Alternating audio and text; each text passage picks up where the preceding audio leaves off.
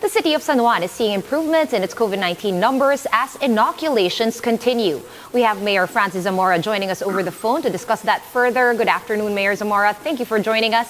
How many residents have been vaccinated in San Juan so far? And have you started with the A4 priority group? First of all, good afternoon, Sean, and thank you for having me on your program. As of yesterday, we have vaccinated 33,763 San Juaneños, and that represents 40% of our target population to be vaccinated. And we have started with A4 already. In fact, we have two categories of A4. A4 essential workers and economic frontliners from San Juan, working in San Juan or other cities, and the reverse, A4 from other cities working here in San Juan. So we are vaccinating both categories of A4. Our San Juan residents get vaccinated at the Phil Oil Flying V Center, and the non-San Juan residents get vaccinated at the Greenhill Shopping Center Theater Mall. All right, and now that you have vaccinated over 33,000 San Juaneños, how long before the city of San Juan gets to finish its vaccine stockpile? Are you also experiencing issues of low supply in San Juan? Well, to be honest, we have never experienced the low supply here in San Juan. The DOH would always make sure that once our supply levels reach around 1,000 or 2,000 doses, they would deliver to us. So hopefully this will continue, and for as long as we have sufficient vaccine supply, I don't see any problems. So it's really just a matter of time. We are now vaccinating between 2,500 up to 3,000 a day using both sites, and given those numbers, I believe we will be able to reach herd immunity in probably just a few months. All right, interesting. But with regard to reports that there are some vaccines that are being stored for too long, are you experiencing the same problems in San Juan, or have you gotten the same reports in San Juan? We don't have any problem with that because we implement a first-in, first-out policy. We make sure that we do not waste any single vaccine. In fact, there was a time when we had Pfizer, we were only given 5 days to vaccinate 5,850 first doses, and we were able to do that. Also, when we had AstraZeneca, we were asked to vaccinate at first before Sinovac because it had an earlier expiration date. So we really monitor the vaccines that we use, and whatever has a longer shelf life, we use after those that will be expiring ahead. All right, good to know someone's monitoring expiry dates with regard to vaccine doses. Moving on now to another topic, we have the IATF allowing the reopening of gyms and other establishments at a limited capacity. I'm just wondering, how will the San Juan LGU be carrying this out?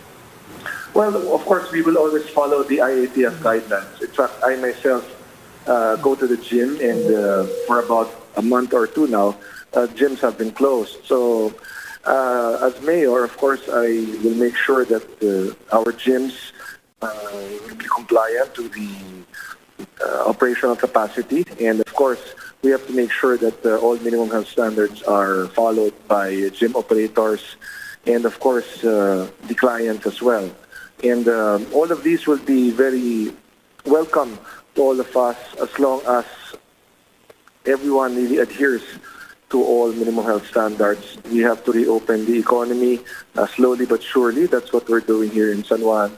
In fact, just today, we issued a safety seal to the Greenhill Shopping Center along with the DTI and the DALG.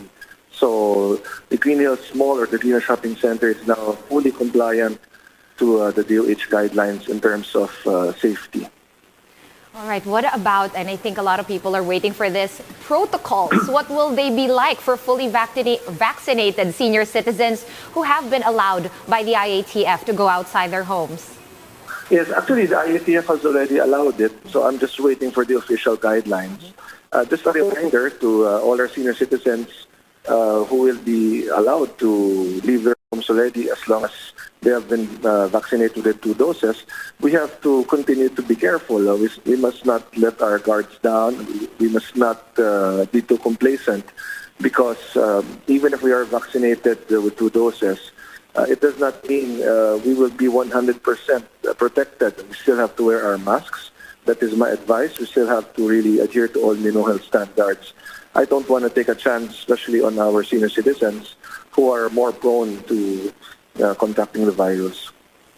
All right, and finally, Mayor, San Juan City has been lauded for its best practices against the COVID-19 pandemic, considering, of course, that the first cases were spotted there. What key measures would you now recommend and share with other LGUs? Well, I'm really focused now on our vaccination program. I really believe that as mayor, it's our important undertaking, and I'm really hands-on with this.